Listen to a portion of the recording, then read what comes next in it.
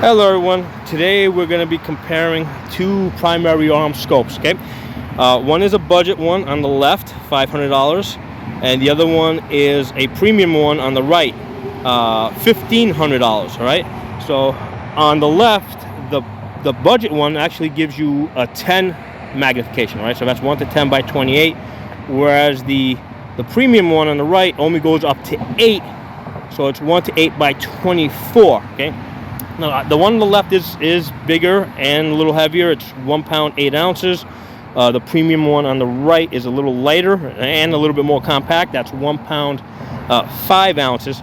But the real question I'm trying to get to the bottom of, right, is you know, a lot of people say, and I've seen lots of reviews that say that if you get more magnification in a budget scope, you're not really benefiting. You're better off getting less magnification on a premium scope, and that's the thing I'm wanting to test out today. Okay, are you better off with less magnification in a premium scope, or are you better off with more magnification in a budget scope? So there's a ship out there at about 2,000 yards. All right, so let's look.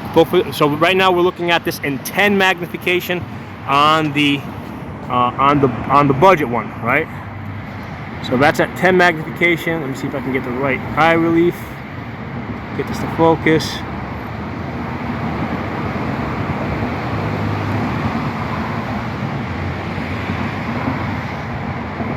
There it is. Okay, I can see that ship clearly. All right, so that's your budget one. All right, let's shift over to the premium one, right? So now we got 8 magnification, but we got expensive Japanese glass. Let's see if the Japanese glass is all it's cracked up to be. Well, I got to back up even more on this.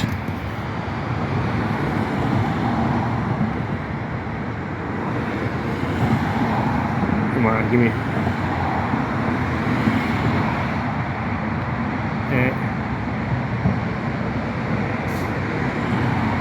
There it is.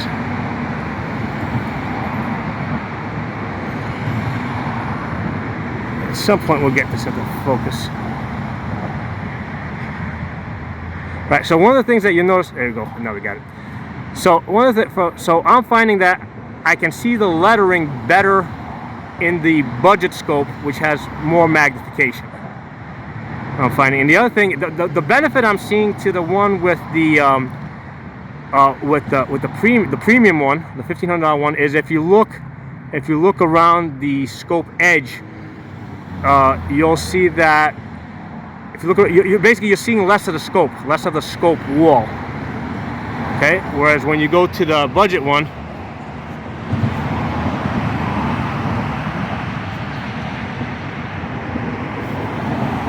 all right, let's try to get you into focus.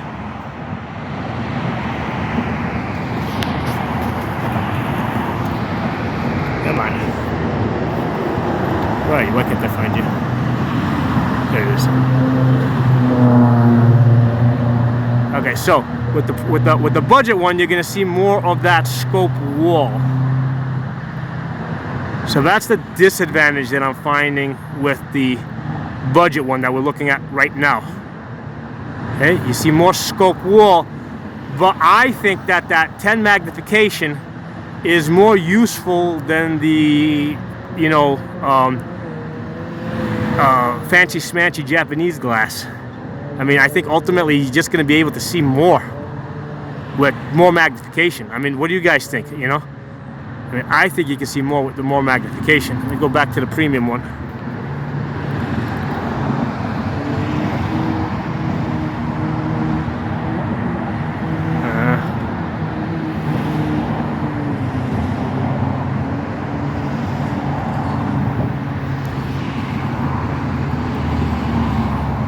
This isn't easy trying to line this up.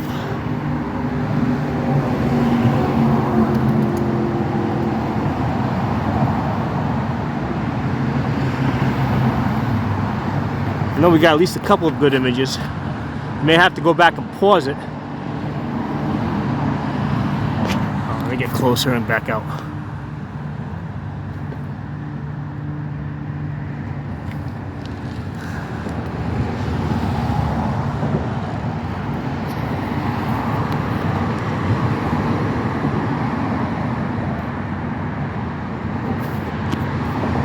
been doing this for a while, so I think I'm just getting tired. Come on.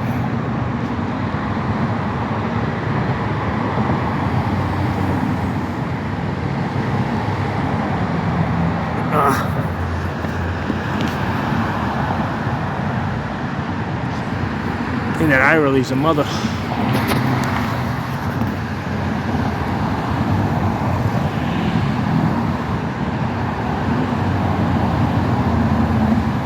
You know, I'm gonna pause the camera for a second and give myself a break because I'm getting really tired because I'm in a hunched over position here. All right, here you go. I got another ship coming into view. Let me see if we can get a better view on this one.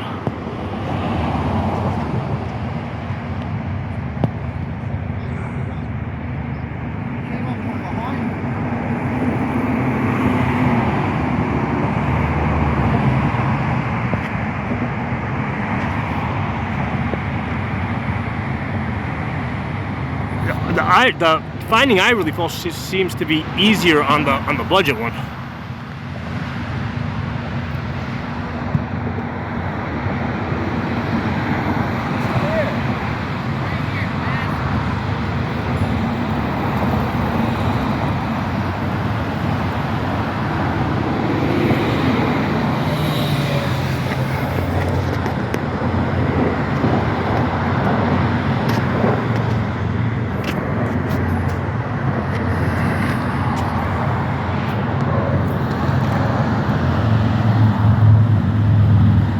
Anyway guys, I'm starting to get really tired of being in this hunched over position, but anyway, that's my opinion. Having been looking at the scene for a while now through these two scopes, I'm finding that basically the budget one with the slightly more magnification is more of a benefit versus the premium one where you get less magnification. So I don't know, I hope you guys were able to see something useful through that lens.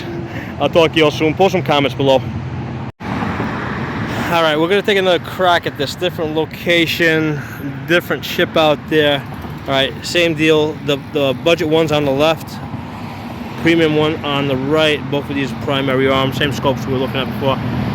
Let's see if I can, because basically the way I've got this set up, I think I can kind of rest my arms on this thing over here, which might help me stabilize this camera better. Plus, disadvantage, I got the sun like setting like right in front of me, so it's giving me a nasty glare.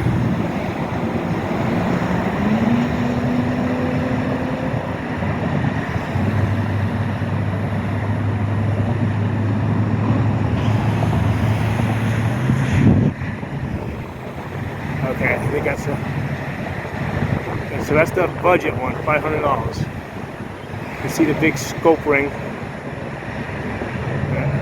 Yeah, for a second there. You guys are gonna have to pause these images. Alright,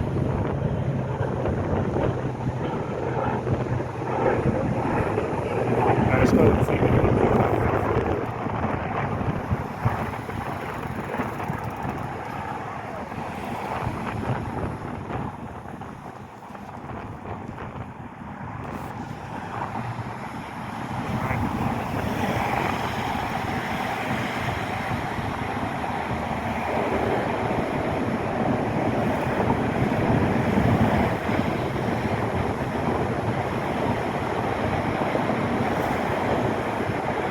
So clearly there's less scope wall.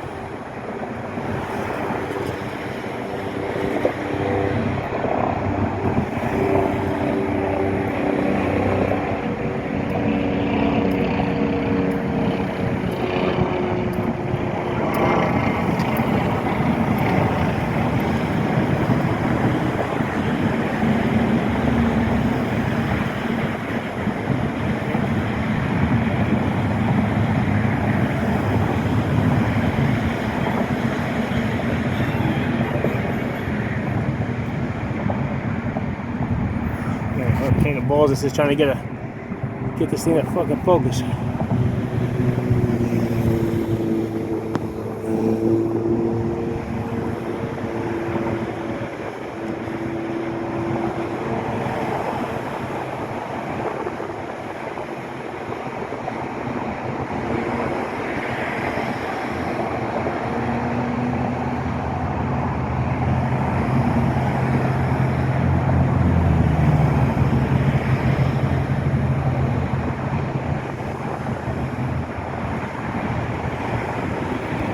So anyway, I just like, you know, there's nothing quite like looking at this with your actual eye through the thing. And again, my opinion is that you know, I mean, you're going to see less. I mean, yeah, there's a clear benefit to the more expensive scope here, in that you see less scope ring. But as far as like being actually able to see the picture out there and focus and identify and like read the lettering, I mean, I think the more power in the budget one is going to get you further. And it also seems like the eye relief seems to, you know, like I seem to have an easier time getting it into focus, and it's probably because it's just it's a 20, you know, it's a larger tube. It's by 28 versus the other one, which is by 24. Right, so you see how I seem to be finding that eye relief a little bit easier looking at it through the camera. If I shut up.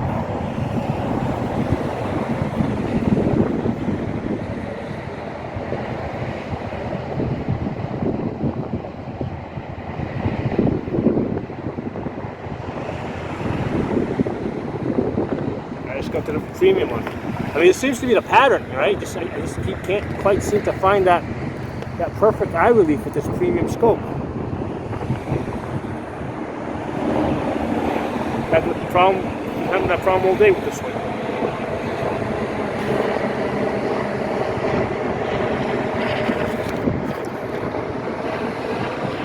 Start close, back up.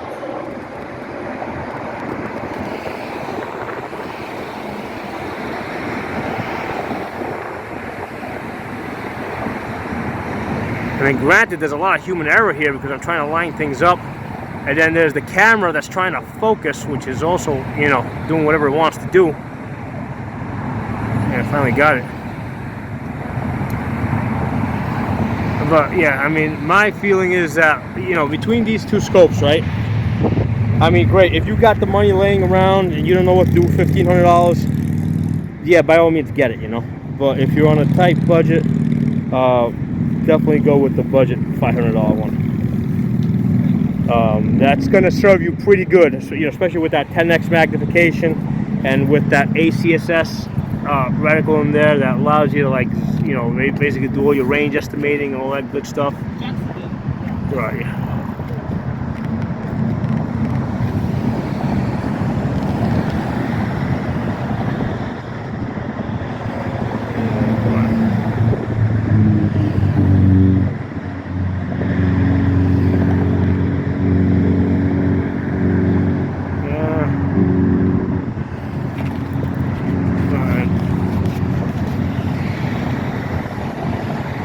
Me getting tired is also a factor here because I'm trying to like position this thing, and I'm in a bent over, hunched over position, and it's not making this easy. Anyway, I'll talk to you all soon. Hey everyone, it's been about 2 hours since I did the last segment, and I just keep adding little segments to this this testing that I'm doing. So it's been about 2 hours. I've been working with the scopes. As you can see, the sun's starting to set a little bit, so it's getting a little bit darker.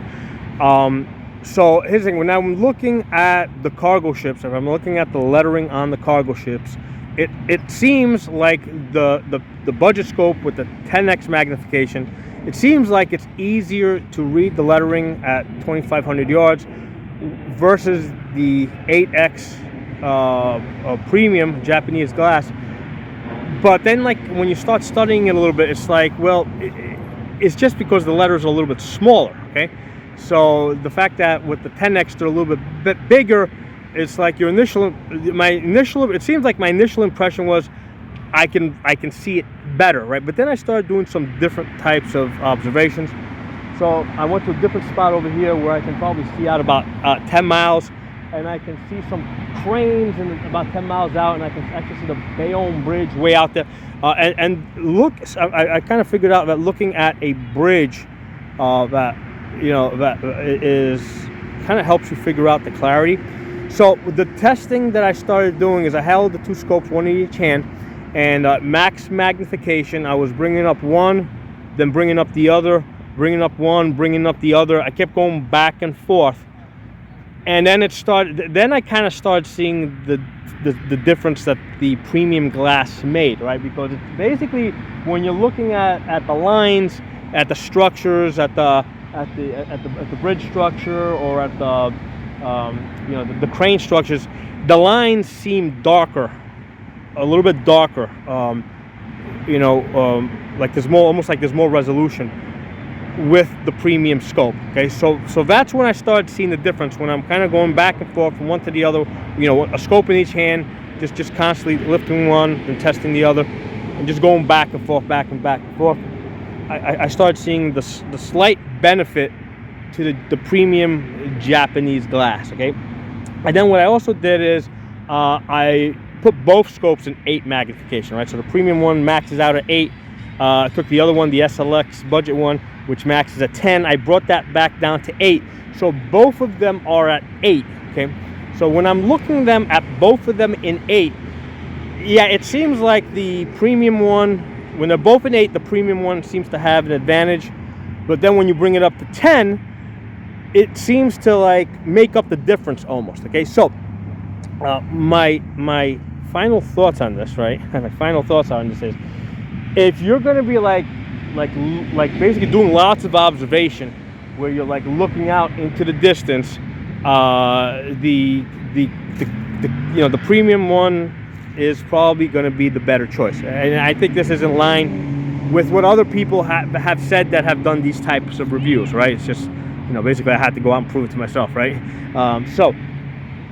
Because I think the test was, when you're looking at distance, when you're looking at the lines and the bridge structures, you can kind of see them a little bit more clearly in the distance. Almost a little bit darker, right?